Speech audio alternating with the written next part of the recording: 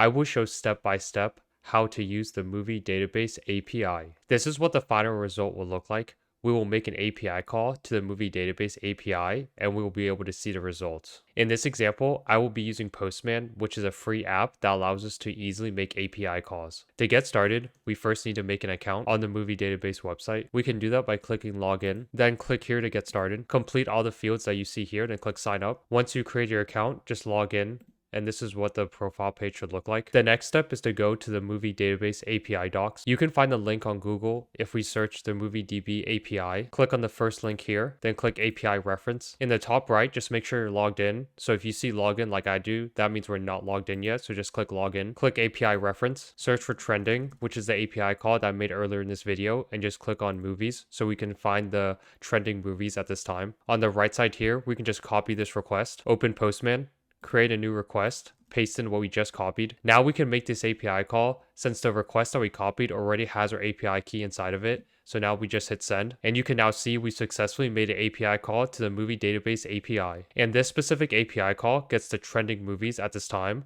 If we want, we can switch this to TV to get the trending TV shows instead. If we hit send, we should now get back another valid response, and you can see here, this is now all of the trending TV shows at this time. If we go back to the API docs, we can make all the different API calls that you see here. For example, we can make this API call, which will allow us to search for different TV shows. Just like before, we can copy the request here, open up Postman, create a new request, and just paste in what we just copied. One thing we need to add is another query parameter, and the key is query, and the value is the name of the TV show that we're trying to search for. So in this case, I would just type in Breaking Bad as an example, hit send, and in the response, we can see that we get back information about all the different TV shows that are named Breaking Bad. That is the end of this tutorial. Hopefully this tutorial helped you better understand how to use the movie database API.